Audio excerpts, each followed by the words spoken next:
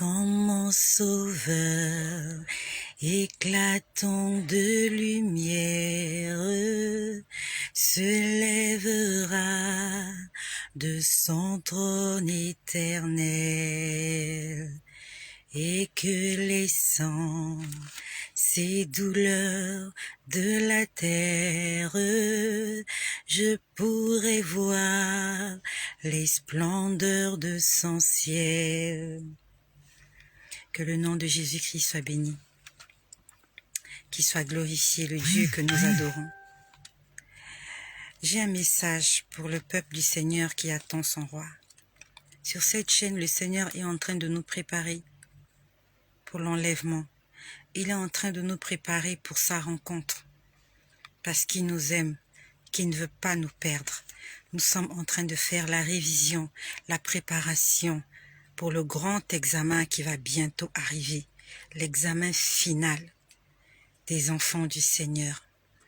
Tout à l'heure, j'étais en prière. Nous sommes aujourd'hui le 12 avril.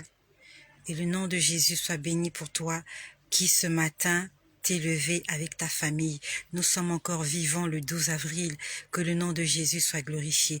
Donc quand j'étais en prière tout à l'heure, pendant que j'étais en prière, j'ai vu beaucoup de choses. Au départ, j'entendais des cantiques. Je ne sais plus exactement ce que disaient ces cantiques, mais j'entendais des cantiques. Je crois que j'en ai entendu 2. Quand j'ai entendu ces 2 cantiques, après j'ai entendu « Vivez comme les apôtres ». J'ai entendu une voix audible qui m'a dit « Vivez comme les apôtres ». J'ai dit « Seigneur, mais les apôtres vivaient comment? Comment est-ce que nous devons vivre comme les apôtres, mais comment? Pendant que je pose la question « Comment ?», je peux voir qu'on me présente 2 t-shirts. Et sur les t-shirts, il y avait marqué une inscription. Sur le t-shirt qui était sur ma gauche, j'ai lu, on avait écrit « Crainte ». Crainte. Et sur l'autre t-shirt, on avait écrit « Espoir ». Espoir, c'est espérance. Espérance, c'est la foi. Donc, le Seigneur nous demande d'avoir de la crainte. Ayant la crainte de l'Éternel. La crainte de l'Éternel, c'est le commencement de la sagesse. La crainte de l'Éternel, c'est mettre en application tous les commandements de l'Éternel. C'est ça la crainte de l'Éternel. Le Seigneur a dit, vivez comme les apôtres. Quand j'ai demandé, Seigneur, comment? Il m'a dit, crainte. J'ai vu un t-shirt, c'était écrit crainte. Et le t-shirt qui était sur ma droite, c'était écrit espoir. Espoir, espérance. Voilà, l'espoir, c'est l'espérance, c'est la foi. En ces derniers temps, en ces temps de la fin, le Seigneur veut que nous puissions marcher dans la crainte de l'Éternel. Nous ne devons pas avoir peur du diable. Le diable ne peut rien nous faire. Mais nous devons avoir peur de celui-là qui peut tuer le corps, l'âme et l'esprit. Il s'appelle l'Éternel des armées. Le Seigneur a dit, marchons dans la crainte. Avant de poser des actes, réfléchis 2 fois. Est-ce que ce que je vais faire, c'est pour la gloire du Seigneur ou alors ça attriste le Saint-Esprit? Deuxièmement, dans l'espoir, dans l'espérance, dans la foi. La foi est une ferme assurance des choses qu'on espère. Nous devons avoir la foi. Nous avons demandé des choses au Seigneur, attendant que le Seigneur exauce nos prières. N'allons pas chercher solution auprès des hommes. N'allons pas chercher solution auprès des féticheurs, des marabouts, des augures, des devins. N'allons pas chercher des solutions auprès des esprits des morts. Restons dans la maison du Seigneur. Puis après, je vois le Vatican. J'ai vu le Vatican. J'ai jamais été au Vatican. Mais j'ai vu le Vatican. Et je vois, c'était comme si le pape est en train de marcher. Je le voyais de dos. Je voyais le pape marcher avec son allure de personne âgée. Là. Je le voyais marcher. Il se dirigeait vers une grande fenêtre. Vous voyez la fenêtre où il s'expose souvent, je crois, pour saluer des gens ou faire ses messes là. Je sais pas, ça se passe quelque part là-bas au Vatican, à l'étage. Donc moi, J'étais derrière le pape. Le pape était en train de marcher. Il se dirigeait vers la fenêtre, comme pour faire une annonce. Je ne sais pas qu'est-ce que le Vatican va vous nous annoncer bientôt. Je ne sais pas quelle est la déclaration que le pape va faire, mais il va se passer quelque chose au Vatican. Donc, vous qui me suivez, je ne sais pas si vous êtes au courant de ce qui se passe au Vatican, en Italie. Restons connectés. Restons connectés, suivons quelle est l'annonce que le pape va faire. Parce que je le voyais se diriger vers cette grande porte-là, où il s'expose sur son balcon et il dit des choses. Puis après, je vois un pied. C'était un pied droit, le pied droit d'une personne. Et ce pied droit était chaussé. Quand je dis chaussé, il y avait des chaussures. Et je vois que dans la chaussure, on avait caché des mèches de cheveux. Donc je répète, je vois un pied droit, le pied droit d'une personne. La personne était chaussée. Quand je dis chaussée, avait des chaussures. Et dans les chaussures, il y avait des mèches de cheveux. C'était des mèches de cheveux de femme. Et je voyais comment on a sorti des mèches de cheveux dans la chaussure. Quand j'ai vu ça, j'ai pas compris. J'ai dit comment il peut avoir des mèches de cheveux dans la chaussure. Et ce sont des mèches de femme. Comment je sais? Je ne sais pas, mais je sais que c'était des mèches de cheveux de femme. Lorsque je suis en train de voir cette image, lorsque je vois cette image, je pose la question au Seigneur, qu'est-ce que ça signifie? Le Seigneur me dit que les chaussures, c'est le zèle de l'évangile. Comme il est écrit dans les armes spirituelles. Revêtons-nous des armes spirituelles. Parmi les armes spirituelles, il y a le zèle de l'évangile. Et il m'a dit, les mèches de cheveux que tu vois, c'est la gloire de mon épouse. Il m'a dit, les cheveux, c'est comme les cheveux de Samson. Ça représentait sa force. Ça représentait son pouvoir. Ça représentait sa gloire. Le Seigneur m'a dit, la gloire de mon épouse se trouve dans les chaussures. Ça veut dire que le succès, la réussite de l'épouse, l'épouse c'est l'église du Seigneur, ça se trouve dans l'évangile, dans le zèle de l'évangile. Le Seigneur m'a dit que si ma femme, si mon épouse, si ma fiancée, si mon église veut réussir, le secret se trouve dans l'évangile. Que mon épouse n'aille pas chercher le succès ailleurs. Que mon épouse ne cherche pas les bénédictions ailleurs. Que mon épouse n'aille pas chercher la consolation ailleurs. Tout se trouve dans l'évangile, dans le zèle de l'évangile. C'est ce que le Seigneur m'a dit ce midi.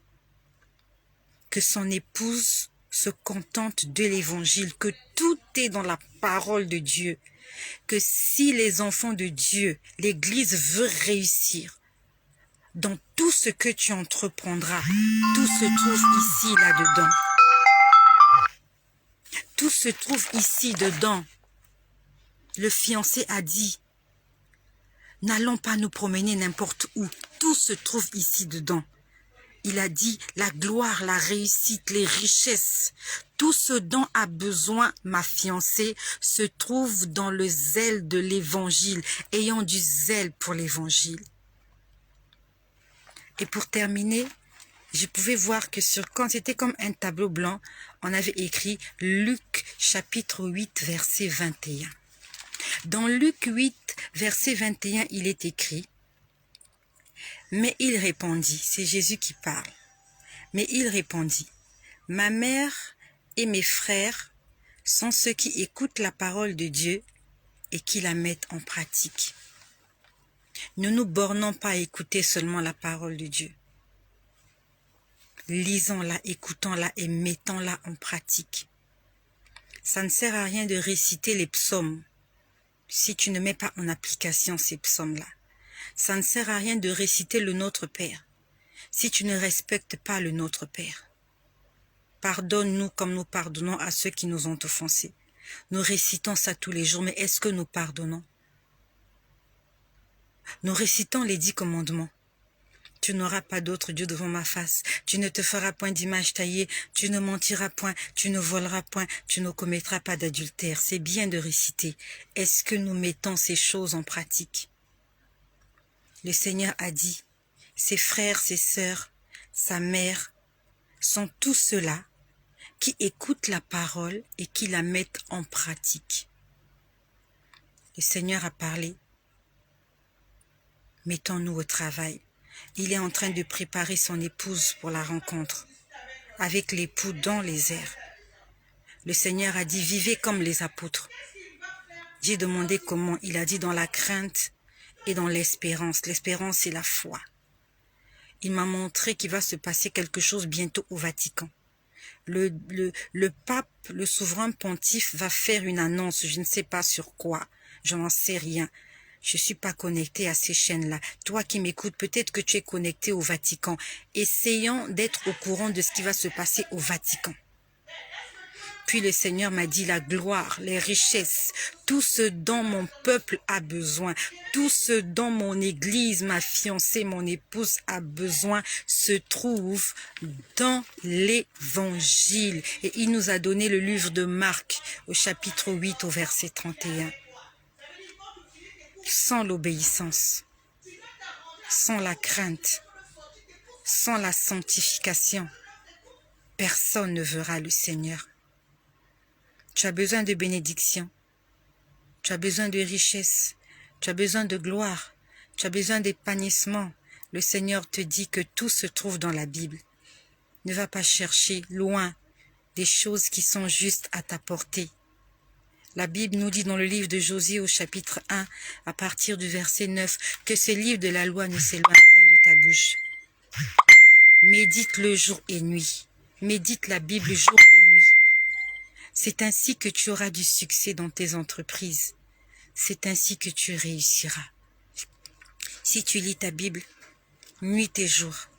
Si tu la médites nuit et jour, tu réussiras dans ta vie. Car le Seigneur t'accompagnera dans tout ce que tu entreprendras. Notre Dieu n'est pas un Dieu menteur. Il a tout mis à notre portée. L'homme a été créé le dernier. L'homme est la dernière créature de Dieu. Quand l'homme est venu sur terre, il y avait tout. Il y avait le soleil, il y avait la lune, il y avait la pluie, il y avait les étoiles, il y avait les arbres, il y avait les animaux, il y avait les fruits, il y avait à manger, il y avait tout. Dieu avait déjà tout disposé pour l'homme. Et il a mis l'homme en dernier. Quand l'homme est venu sur terre, l'homme avait tout trouvé. Après l'homme, Dieu n'a plus rien créé si ce n'est que la femme. Dieu a tout mis à notre disposition. Le problème, c'est comment saisir. Comment saisir ces choses-là que Dieu a mis à notre disposition. Ça se trouve dans l'Évangile. Toi qui cherches que le Seigneur te bénisse, est-ce que tu lis la Bible? Est-ce que tu la médites? Est-ce que tu la mets en pratique? Tu veux que Dieu te bénisse? Est-ce que tu obéis à ses commandements? Tu fais que demander à Dieu, Seigneur donne-moi, Seigneur donne-moi. Et ce que lui te demande, est-ce que tu le fais? La Bible nous dit, fais de l'Éternel tes délices, et il te donnera ce que ton cœur désire. Commence à manger la Bible, commence à lire la Bible, commence à la méditer, et commence à obéir à tout ce qui est écrit. Le Dieu que nous prions qui ne ment pas, il ouvrira les écluses des cieux et il fera descendre sur toi tout ce dont tu as besoin. Que le nom de Jésus-Christ soit glorifié. Ne garde pas ce message pour toi-même. Ne garde pas la bénédiction pour toi-même. Partage-le avec un frère, avec une sœur qui a besoin aussi d'être édifiée comme toi. Soyez bénis chez vous.